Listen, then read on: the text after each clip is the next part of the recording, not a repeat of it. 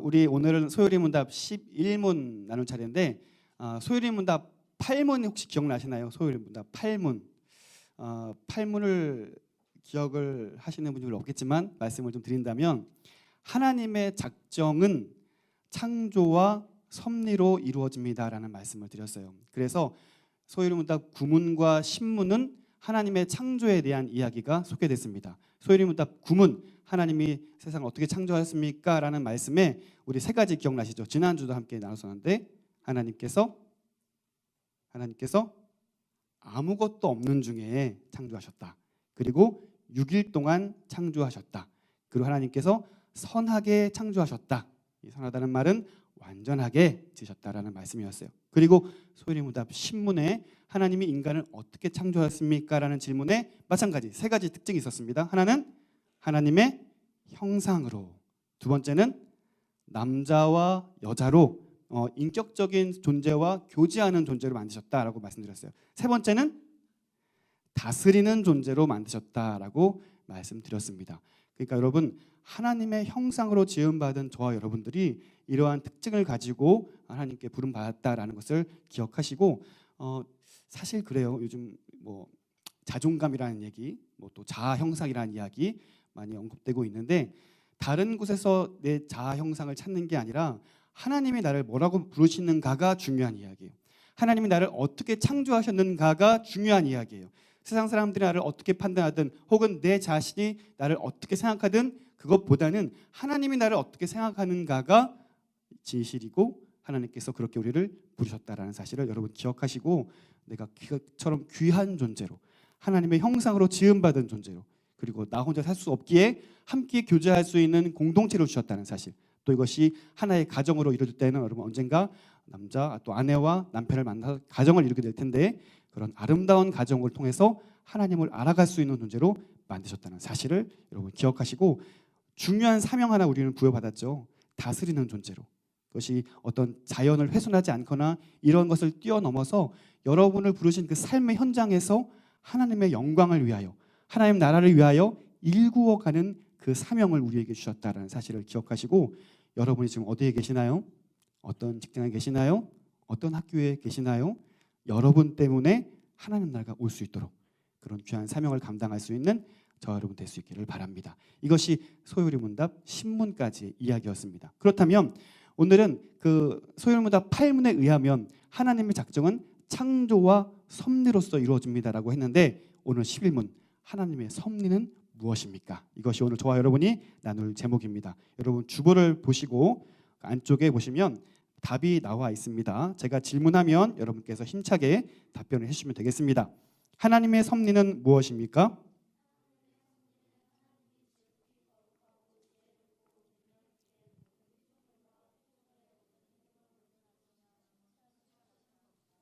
네, 자, 조금 길지만 좀 나눠서 살펴보도록 합시다.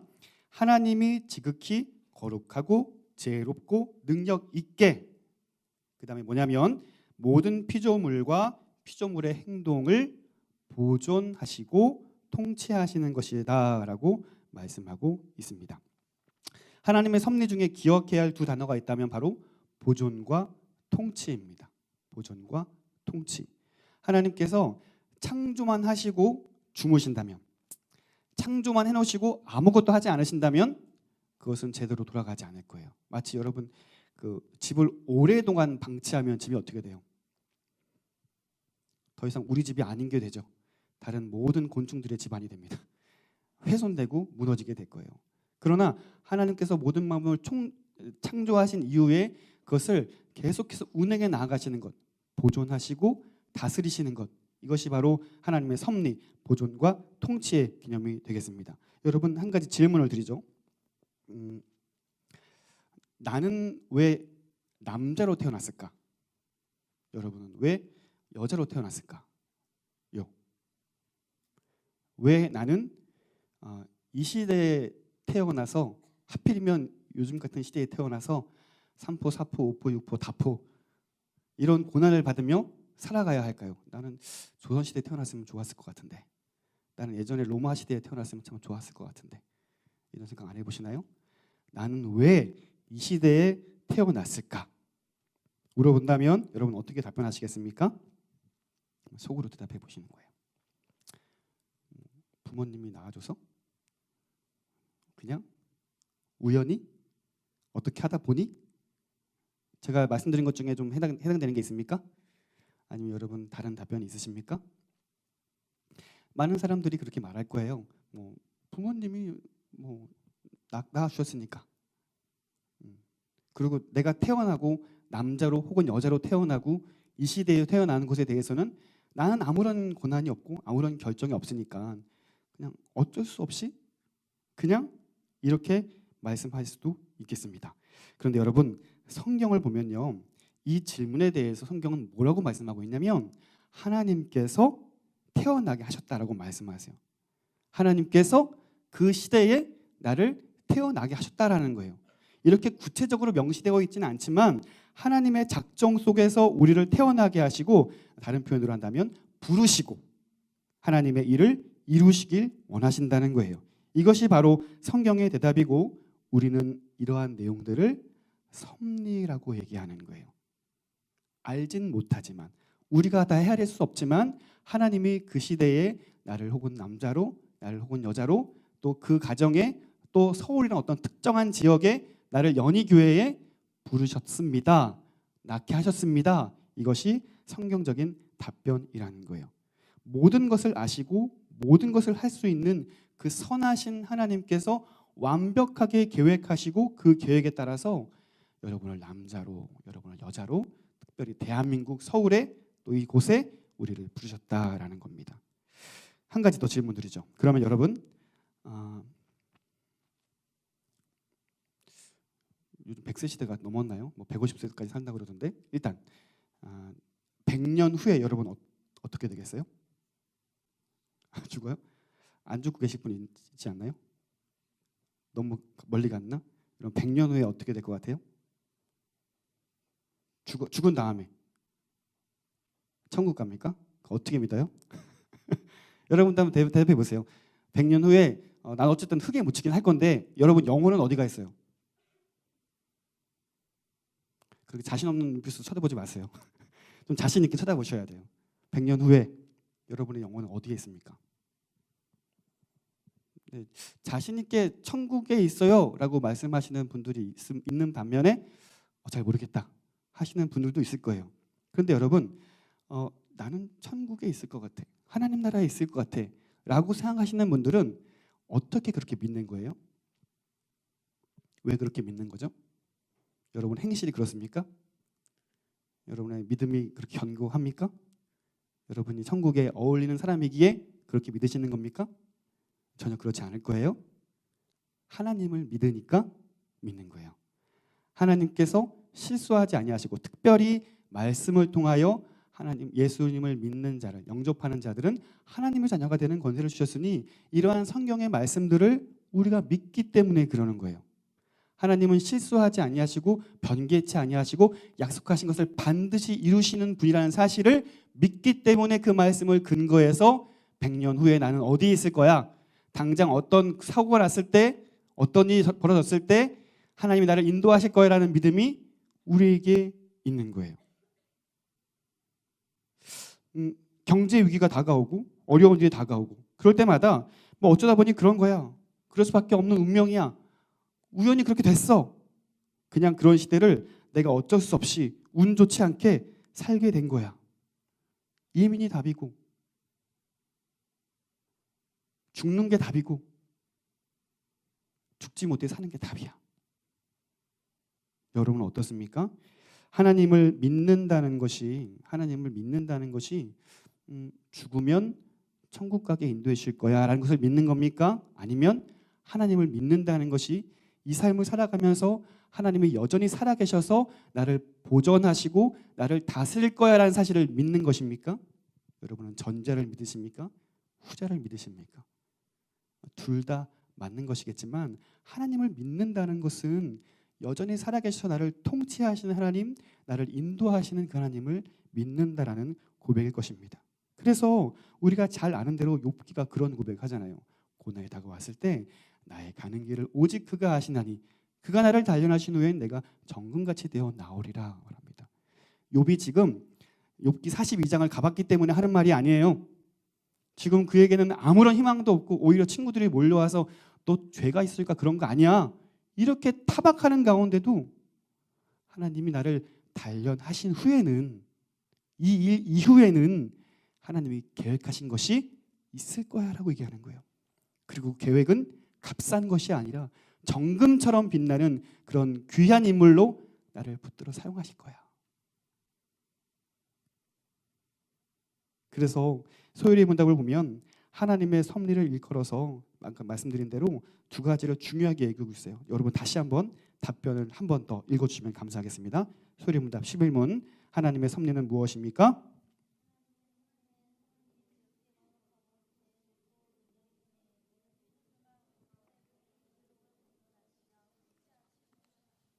아멘. 자, 이 내용을 여러분 암기하십시오. 암기. 완벽하게 피조물들, 또 피조물의 모든 행동들까지도 보존하시고 통치하신다는 거예요. 부모님이 아이를 낳은 다음에 아이를 잘 키우죠. 양육하죠. 양육한다는 개념이 바로 이 보존한다는 말이거든요. 잘 키워요. 그리고 이 아이가 성인이 돼서 무엇인가를 결정할 순간까지는 이 아이의 결정권자가 돼서 이 아이를 다스려요. 다스린다는 말이 여러분 기분 안 좋을지 모르겠지만 이 아이가 성인이 되어서 뭔가 결정할 그날까지는 부모님의 통치 아래에 살아가게 돼요. 여러분 정말 어릴 때 제일 무서운 게 뭐였어요? 쫓아낸다 이런 거 아니었어요? 그 집 밖에서 서 있으면 서러워서 울고. 요즘 부모님들 안 그러시나? 집 밖에 막 옷을 왜 벗겨? 새 옷이잖아요. 무서운 거잖아요. 그러니까 부모님께서 우리를 잘 키우시고 또 아주 위험에 빠지지 않을 수 있도록 우리를 잘 다스리는 것. 그러니까 그 다스린다는 말은 이 아이가 이게 위험한 건지 잘 모르는 채로 막 가지고 놀 수 있단 말이죠. 하지만 부모님은 이거 뺄 수 있다는 거예요. 왜 뺐냐면은 이 아이를 힘들게 하려고 뺏는 게 아니라 이건 위험한 것을 부모님은 알고 있기 때문에 뺏는 거예요. 자, 하나님도 우리 인간들에 대해서 보존하시고 통치하시는데 부모님의 보존 통치와는 좀 큰 차이점이 있습니다. 부모님은 다 알지 못해요. 실수할 수 있어요. 그래서 이 아이에 대해 계획한 것들이 순간순간 어그러지고 순간순간 판단이 잘못돼서 다른 길로 다른 결정으로 계획을 바꿀 수가 있어요. 순간순간 벌어지는 일들에 대해서 아무리 부모님이라고 하더라도 다 알지 못해요. 그러나 하나님은 모든 것을 알고 계셔요. 그러니까 하나님께서 인간들을 보존하시고 통치하시고 다스리는 중간 가운데 하나님이 모르는 일이 벌어지지 않는다니까요. 갑작스럽게 하나님이 포기할 만큼 어떤 심각한 일이 벌어지지 않아요. 하나님께서 모든 것을 알고 계시고 모든 것을 완벽하게 지으셨고 완벽하게 계획하셨고 완벽하게 계획들을 이루어 가신다는 겁니다. 거기에는 실수도 없고 탈락도 없고 부족함도 없이 완벽합니다. 그러므로 하나님의 섭리를 믿는 사람들은 불안해할 필요가 있을까요? 없을까요? 없다고는 하지만 네. 사실 저도 이 질문을 원고에 쓰면서 제가 먼저 물어봤어요. 나도 섭리를 믿으니까 그럼 불안해하지 말아야지. 근데 불안한걸요? 걱정이 돼요. 갑자기 어려운 일이 벌어지면 걱정을 어떻게 하네요? 어떻게 불안해하지 않습니까? 걱정되죠.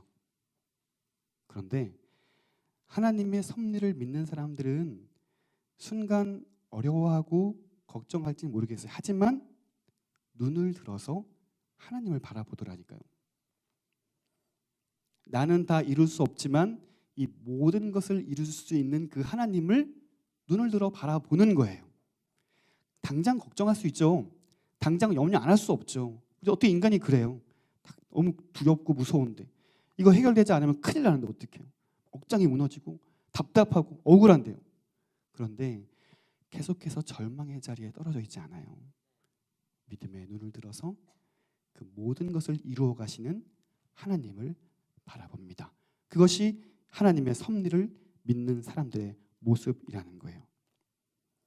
자, 우리 본문으로 읽었던 로마서 8장 28절 말씀 우리 함께 읽어볼까요? 8장 28절만 한번 읽어보겠습니다. 시작.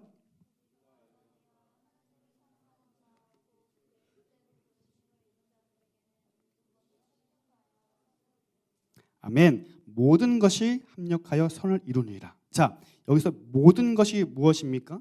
모든 것. 여기서 모든 것은 기쁜 일, 슬픈 일, 억울한 일, 행복한 일, 우리가 살면서 겪는 모든 일을 일컬어 말하고 있는 거예요. 그런데 그 모든 일들이 합력하여서 선을 이루시게 한다라는 거예요. 마침내는, 결국에는 하나님께서 선한 길로 우리를 인도하신다라는 말씀입니다. 자, 그럼 여러분 여기에서 한 가지 오해가 있을 수 있어요. 하나님께서 다 알고 계시고 그렇게 모든 것을 알고 인도하시는 거면 우리는 그냥 아무것도 하지 않고 가만히 있으면 되겠네요. 어쨌든 이루어 가실 거니까 가만히 있으면 다 행하시겠네요. 하나님 완전하시니까 어떻게 해서든지 이끌어 가시겠네요 라고 오해할 수가 있겠습니다. 정말 그럴까요? 정말 그렇게 하실까요? 하나님의 섭리를 믿지만 그 섭리는 철저히 감추어져 있습니다. 우리가 믿음은 가지고 있지만 당장 벌어질 일들에 대해서 우리는 알지 못해요. 하나님의 섭리를 믿지만 그 일이 어떤 식으로 펼쳐질지 우리 기대는 내심 내가 원하는 좋은 방향으로 인도하면 좋겠지만 그렇지 않을 수도 있다는 거죠. 하나님의 섭리, 그것은 감추어져 있는 거예요. 심지어 우리 자신은 어느 것이 옳은 길인지 알 수 없어요. 어느 것이 하나님께서 계획한 일인지 판단할 수도 없어요. 그래서 내가 보기에 좋은 것을 하나님의 계획일 거야 라고 포장은 하지만 정말 옳은 길인 건지 하나님께서 계획한 일인 건지 하나님께서 기뻐하시는 일인 건지는 우리가 판단할 수 없다라는 거예요. 여러분, 이 일을 설명하기 위해서 우리가 중요하게 기억해야 될 사실이 있어요. 하나님의 섭리에는 두 가지 방식이 있습니다. 방법이 있어요.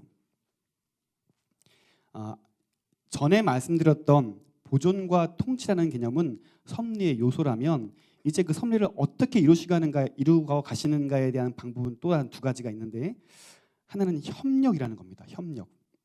이게 뭐냐면 하나님께서 모든 만물을 창조하실 때에 그 창조물에 맞는 어떤 고유한 특징들을 주셨어요. 그 특징대로 계속해서 그 창조물들은 운행이 되고 있어요. 예를 들면 물을 만드셨을 때에는 높은 곳에서 아래로 흐르게 하셨어요.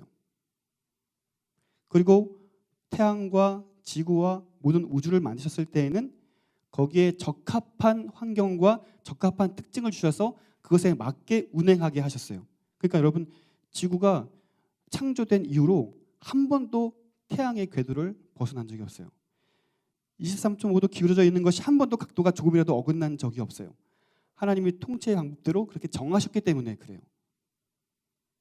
인간도 마찬가지입니다. 그냥 땅에서 훅 올라오거나 아니면 어떤 닭처럼 알을 낳거나 이런 방식으로 한 게 아니라 아담을 통해서 하와를 통해서 이 결혼이라는 것을 통해서 자녀를 낳게 하셨어요. 이 방법대로 계속해서 하나님의 통치는 이루어져 오고 있다는 거예요. 특별히 인간에게는 무엇인가를 자기가 원하는 대로 선택할 수 있는 자유의지라는 것을 주셨어요. 이것은 인간에게만 주신 거죠. 인간을 통치하실 때엔 그 자유의지를 행사하도록 하나님께서 허락하신 겁니다. 그런데 이 자유의지가 하나님을 완전히 벗어날 수 있는 무제한적인 자유는 아니라는 거예요. 아리송할 수 있지만 하나님께서 인간에게 자유의지를 주셨을 때에는 어떤 것을 선택할 것까지도 하나님이 완벽하게 알고 계시는 거예요. 그런데 그것을 선택하도록 허락하신 거예요. 자유의지를 가지고 말이죠. 하나님께서 나는 창조주니까 그 자유의지를 말살하거나 무시하는 방법을 선택하신 것이 아니라 그것을 인격적으로 허락하시면서 다스리셨다는 겁니다. 이처럼 피조물들에게 맞는 정하신 특징에 따라서 통치하는 것을 우리는 협력이라고 이야기를 합니다. 여러분, 하나님께서 이러한 2차적인 수단과 방법 상관없이 그냥 갑자기 일하시는 방법도 있어요. 그것을 우리는 기적이라고 얘기하죠. 기적. 그러니까 무엇인가 2차원적인 것들을 가지고 역사하시는 것이 아니라 직접적으로 개입하시는 방법을 우리가 기적이라고 얘기를 해요. 대표적으로 우리가 예수님을 좀 떠올려 본다면 병든 사람들을 낫게 해주셔요. 어떤 약을 꺼내가지고 특효약을 발라주신 게 아니라 말씀으로 낫게 해주셔요. 심지어 이미 죽어서 장사를 치르고 사흘이나 무덤에 머물러 있는 나사로를 말씀으로 살려주셔요. 우리가 어딘가를 이동하려면 걸어가던가 차를 타던가 이런 방법을 써야 되는데 빌립에게 누군가를 전도하게 하기 위해서 갑작스레 자리를 옮겨주시는 거예요. 이런 건 우리가 본 적도 없고 경험해 본 적도 없기에 이해할 수는 없어요.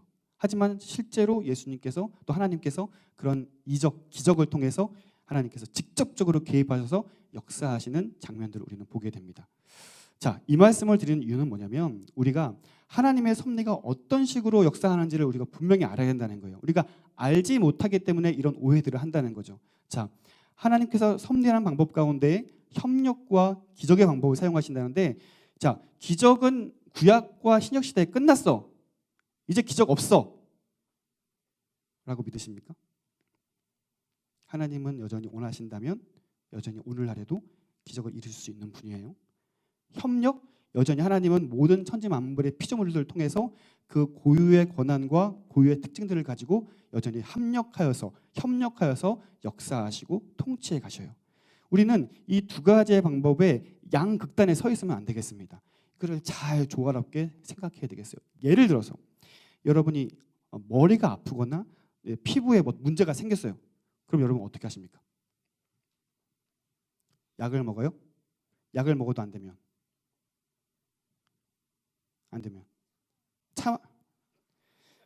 다른 사람한테 물어봐야 되겠다. 어때요? 약을 먹고 안 나면 어떻게 해요? 어떻게 합니까? 병원에 가겠죠. 병원에 갔는데 안 나요. 그럼 어떻게 하겠습니까?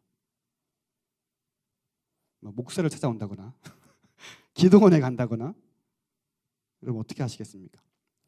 하나님께서 협력이라는 방법을 통해서 어디 아프면 약을 먹으면 낫게 하신 거예요. 또 의사라는 이런 분들을 또 하나님께서 부르셔서 우리가 몸이 안 좋으면 그분들의 도움을 받아서 낫게 할 수 있도록 하나님께서 그렇게 운행하시는 거예요. 그런데 나는 하나님의 기적을 믿어 이러면서 어디 아프면 병원 안 가. 참고 있다가 기도원 가는 거예요. 기도원. 어디 이렇게 안찰 유명한 목사님한테 가가지고 막 이렇게 두들겨 맞고 나 그러면 날 거야 이러면서 생각하시는 분들이 있는 거예요. 의외로 우리가 이 하나님의 섭리의 양극단에 빠지는 경우가 많거든요. 여러분 어떤 경우예요? 그러니까 여러분 약을 먹는 것도 우리가 하나님이 이 일을 통해서 낫게 하시는 하나님의 통치의 방법이라는 사실을 인정하지 않고 그냥 약이 날 다 치료할 거야. 의사가 날 다 치료할 거야. 이런 생각으로 간다면 그것도 양극단에 빠질 수밖에 없는 거예요. 또 예를 들어서 여러분 자동차를 타고 가다가 사고가 났어요. 그런데 차가 완전히 찌그러져가지고 폐차가 됐는데 나는 멀쩡해. 하나님의 은혜입니까? 하나님이 섭리하신 겁니까? 어떻습니까? 어때요? 내 몸은 건강하니까 하나님이 은혜를 주셨어 이렇게 말할 겁니까? 그렇지 않으면요. 또 여기 있는 모든 사람들이 식중독에 걸렸는데 딱 한 명만, 여러분 지금 저 눈 맞추고 있는 딱 한 사람만 안 걸렸어요. 식중독. 하나님이 섭리하신 겁니까? 하나님의 은혜입니까? 여러분만 특별히 어여삐 여기셔서 다른 사람들 다 식중독 걸렸는데 나만 안 걸리게 하신 겁니까? 우리 많이 그렇게 생각하지 않았어요? 우리 그동안 많이 그렇게 생각하지 않았습니까? 나만 특별히 사랑해서 나를 보호해 주셨구나. 나를 건지셨구나. 그런데 나 홀로 식중독 안 걸린 그 사람이 그 다음 날 또 식중독 판정을 받았어요. 그러면 나 버리신 겁니까?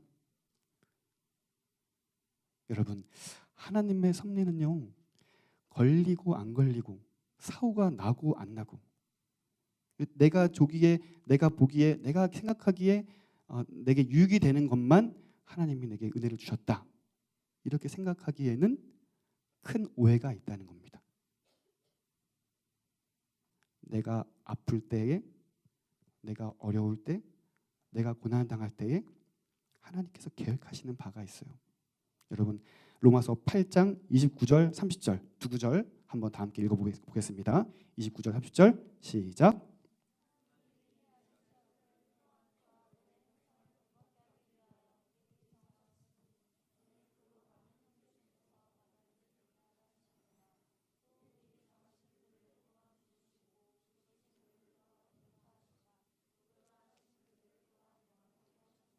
아멘. 자, 이러한 모든 과정들을 겪게 하신 데는 큰 그림이 있다는 건데, 맏아들 예수 그리스도를 닮게 하시기 위해서다라는 거예요. 그래서 아까 전에 우리 사고 난 얘기를 다시 한번 해보면, 이 사고 난 사람이 그래, 운전을 하면서도 하나님의 보호하심을 내가 믿어야지 라면서 운전을 조심하게 하고 운전을 안전하게 한다면 하나님의 형상으로 좀 더 가까워지는 데에 작용이 된 거예요.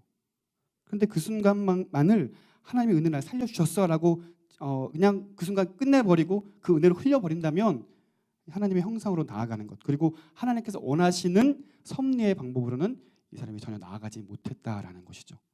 그러므로 사랑하는 예수 가족 여러분, 오늘 우리가 살아가면서 왜 나에게는 어려운 일만 있을까? 왜 나에게는 고난만 있을까? 힘든 일만 있을까? 왜 나는 이렇게 풀리지 않는 걸까? 하나님이 날 사랑하지 않는 것일까? 하나님은 나를 버리신 걸까? 저는 그렇지 않다는 겁니다. 반대로 나는 하나님보다 잘 풀리고 하나님보다 잘 되고 하나님 날 이처럼 사랑하시는구나 라고 생각한다면 여러분, 그것도 오해할 수 있다는 겁니다. 하나님의 섭리, 하나님의 통치는 하나님이 우리를 어떻게 양육하시고 이끌어 가시고 또 마침내는 우리를 어떤 길로 인도하실 것인가를 내가 믿음을 들어서 끝까지 믿는 거예요. 그래서 30절 보시면 또 미리 정하신 그들을 또한 부르시고 부르신 그들을 또한 의롭다 하시고 의롭다 하신 그들을 또한 영화롭게 하셨느니라. 아멘.